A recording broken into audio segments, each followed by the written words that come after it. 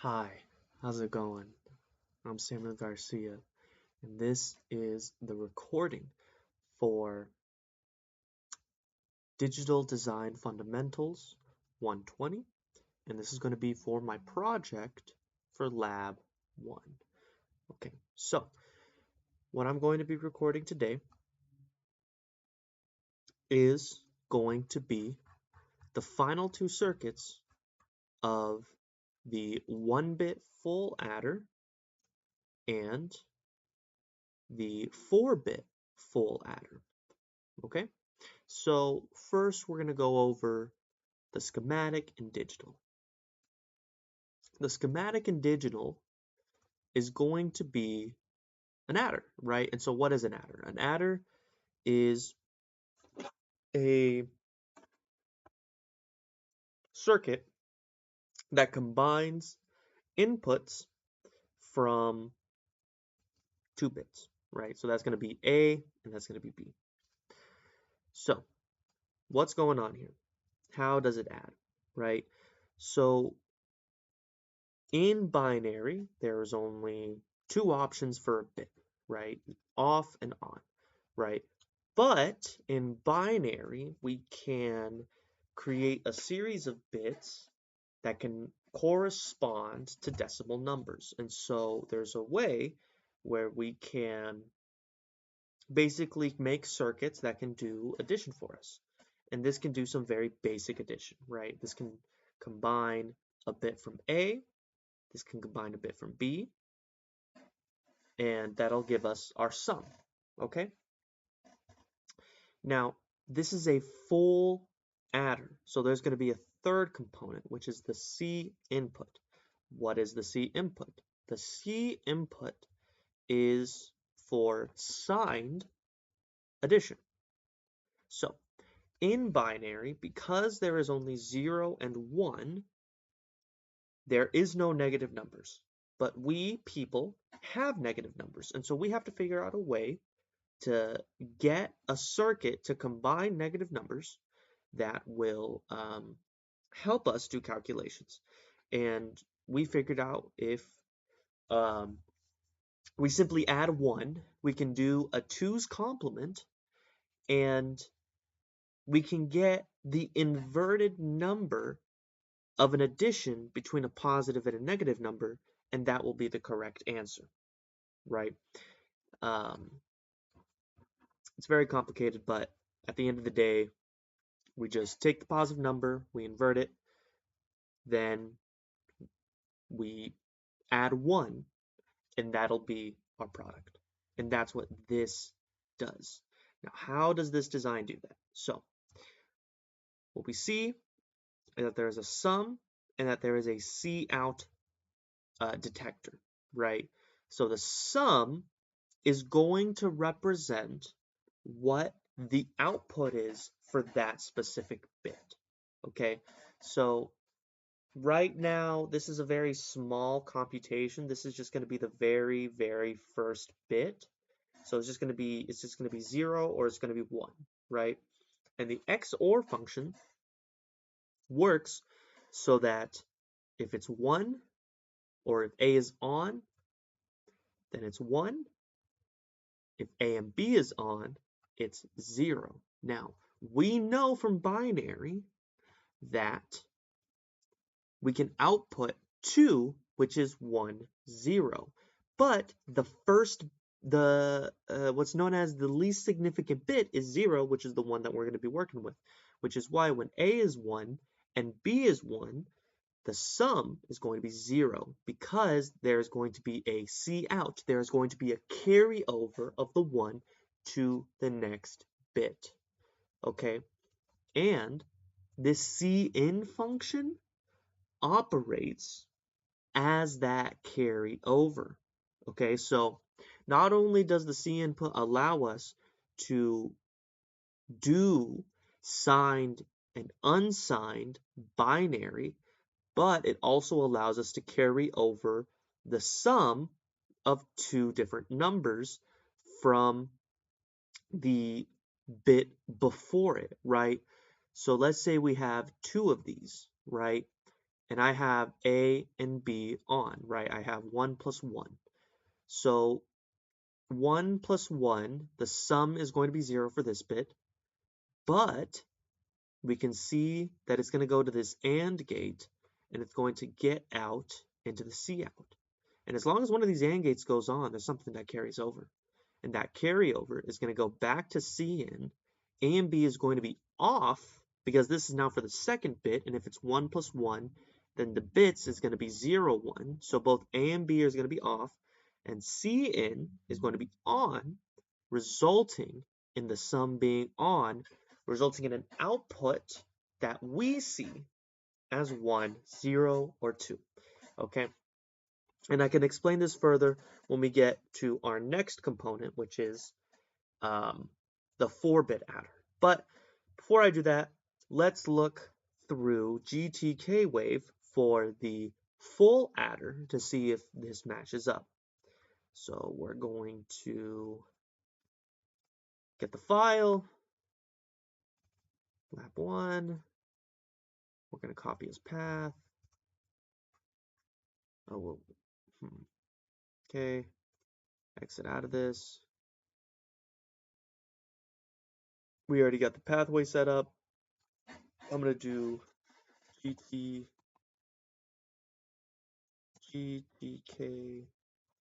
wave, and then we're going to do, let's go to lab 1.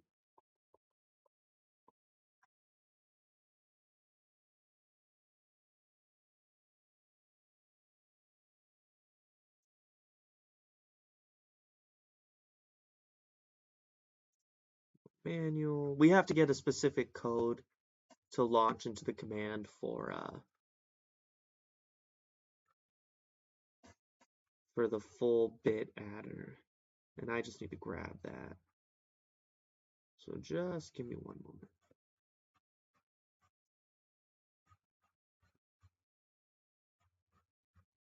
Here it is. Okay.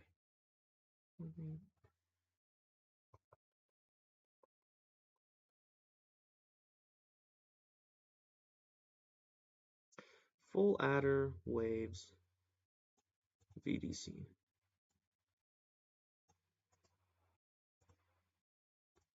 I'm not skilled enough at this code to be able to do it real quick, so I apologize again. But this will give us what we need to get. Oh, there's a double VC wave.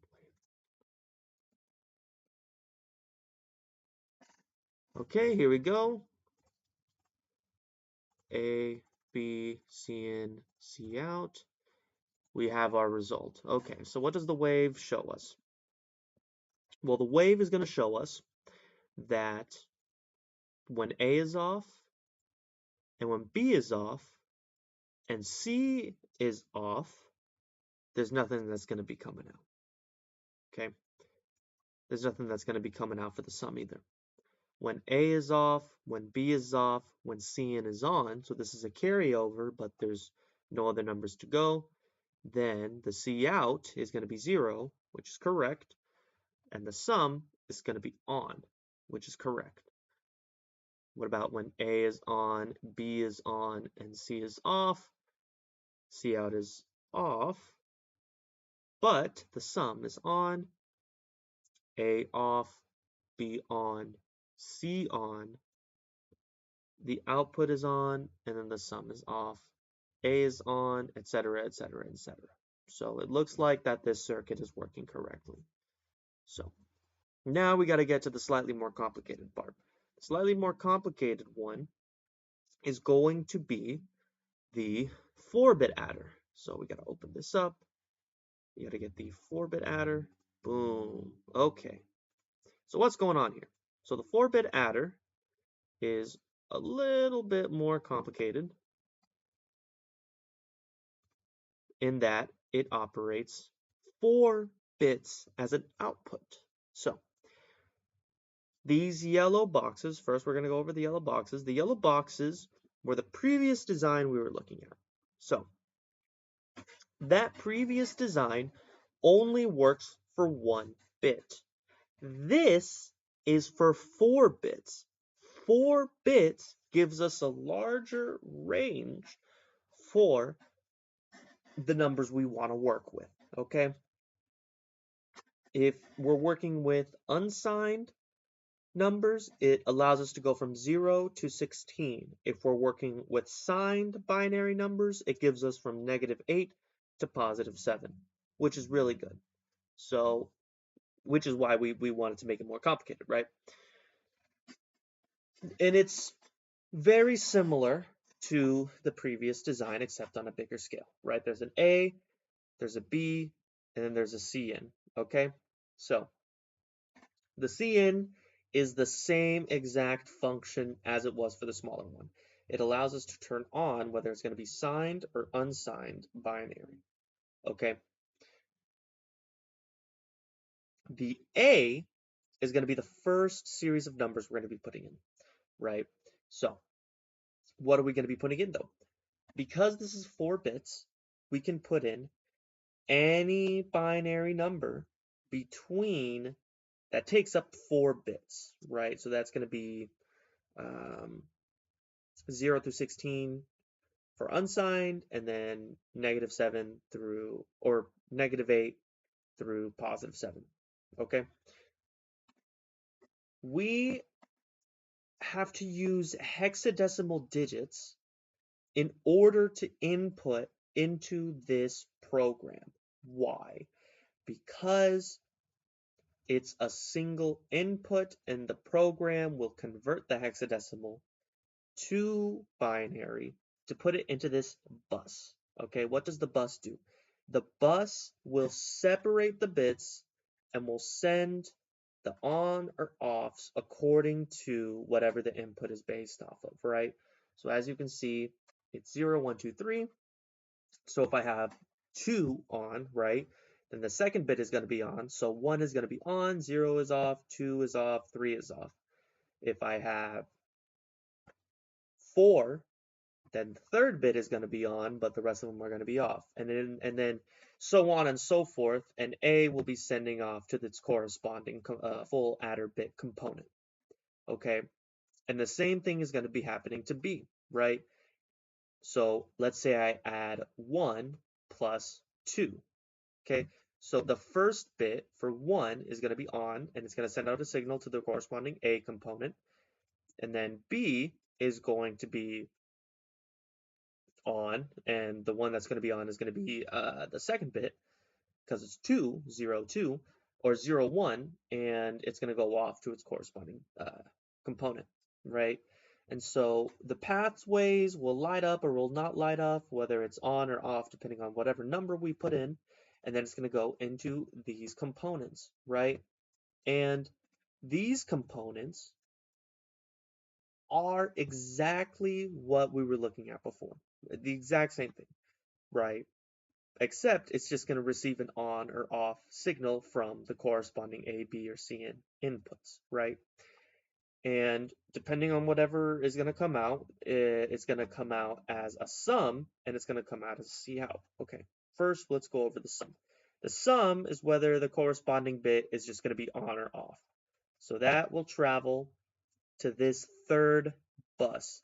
Now, as you can see here, this bus is inverted from what the bus we had near the inputs. And the reason it's inverted is because instead of taking in one piece of information and sending out 4, it's receiving 4 and sending out 1 in the form of a hexadecimal unit, or a 4-bit hexadecimal unit. And it's going to go into the Y, in which we're going to be able to see. Okay, so that's the sum. Now, what is the cout function in relation to this bigger circuit? The cout function is going to carry an on or off signal to the next component.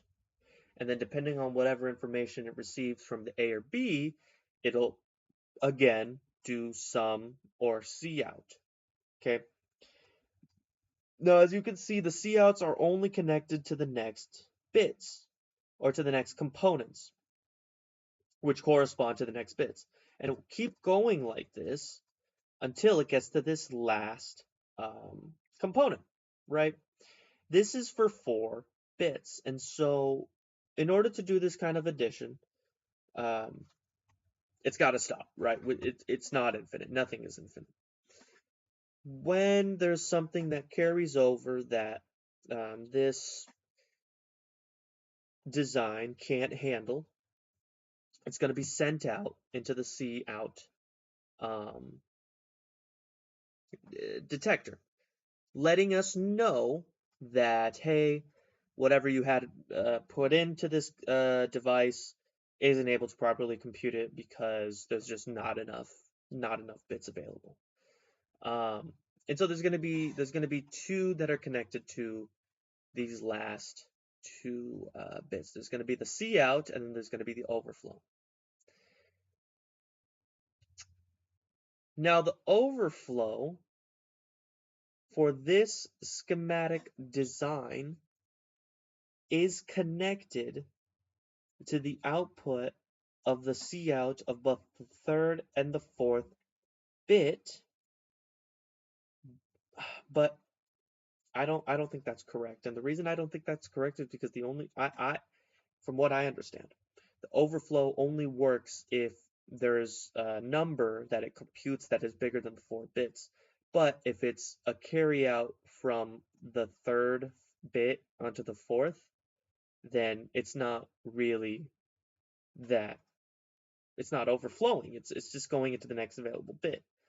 And the same thing is with the C out, right? Except in the reverse. The carryover detector, I think, should be connected to the C out of every single one of these bits, but it's not. The C out is only connected to the C out of the very last bit, and I think this means that if there was a carryover between the 0 and the 1 bit, and the 1 bit and the 2 bit, we wouldn't really know that there was a carryover because it stopped at a 3rd bit and it didn't actually go to the C out, but it would say it would overflow when it in fact did not overflow. But I may be wrong on this one, but that's just what I hypothesize. And so I tested it out. Okay, and I tested it out by using the GTK waves and the test simulator, right?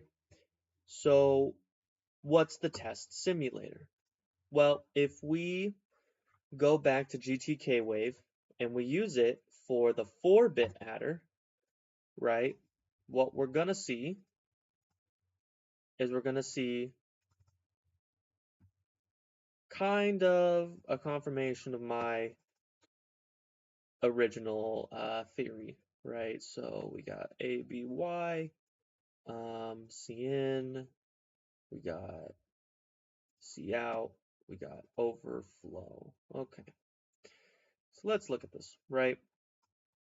So what is my hypothesis? My hypothesis is that if there was a carryover between, say, 1 and 1 goes to 2, right, that would mean that there would be a carryover of 1, and that the carryover would be off, right? So let's look at that hypothesis, right? So A is on, and B is on. Okay, 1 and 1 will get 2. Okay, the C out should be on, but it is off, which is exactly the hypothesis that I had originally guessed. Okay, now let's go over to the other one where there's going to be an overflow detection when there actually is not an overflow detection. So that would be from the 3rd bit to the 4th bit. And from what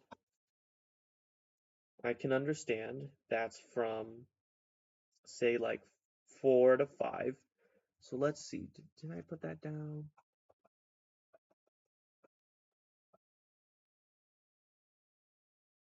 Five to 2 to 7. This is a great one. 5 to 2 to 7 there should be, let's see, what is 5? 5 is 0, 1, 0, 1. And then 2 is 0, 0, 1, 0, right? And if you add that together, that should be 1, 1, 1. So there should be a carryover. No.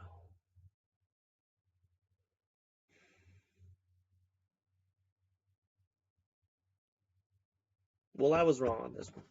It looks like there wasn't a carryover and the device showed it off, right? But these are the examples, or these are the reasons why we have the tests, right? So I took the tests and I confirmed it. And I confirmed some of my hypotheses, and I failed some of my hypotheses, and I had to make a new idea as to what's going on in the schematic. And that's the purpose of these tests.